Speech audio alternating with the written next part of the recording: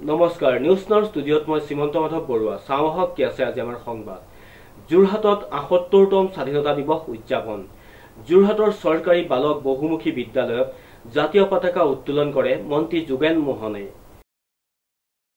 যোৰহাটৰ ৭৮তম স্বাধীনতা দিৱস উদযাপন সমগ্ৰ ৰাজ্যৰ লগতে যোৰহাটৰ ভিন ভিন প্ৰান্তত উদযাপন কৰিছে ৭৮ সংখ্যক স্বাধীনতা দিৱস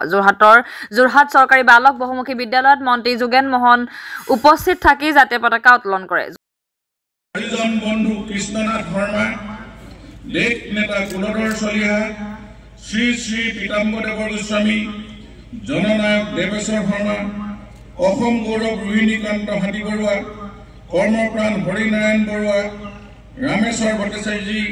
সৰ্বেশ্বৰ বৰচেতিয়া বিদ্যাধৰ শৰ্মা লক্ষেশ্বৰ বৰুৱা সতীধৰ মলয়া বৰিয়া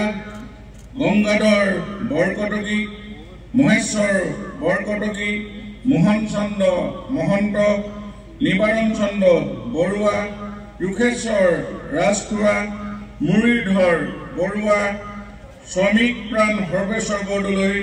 আৰু চক্ৰেধৰ শইকীয়া ডাঙৰীয়ালৈ ভাৰতবৰ্ষৰ মাননীয় প্ৰধানমন্ত্ৰী নৰেন্দ্ৰ মোদী ডাঙৰীয়াৰ নেতৃত্বত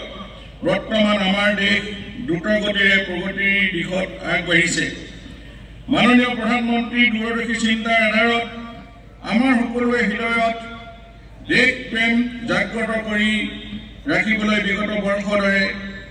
এইবাৰো পালন কৰা হৈছে হৰ ঘৰ তিৰংগা কাৰ্যসূচী যোৱা 9 আগষ্টৰ পৰা আজিলৈকে অৰ্থাৎ 15 আগষ্টলৈকে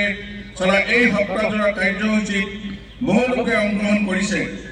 আৰু নিজ নিজ ঘৰত তিৰংগা পতাকা উৰুৱাই যোৰহাটৰ পৰা অনুপম বৰা ৰিপৰ্ট নিউজ নাও 24/7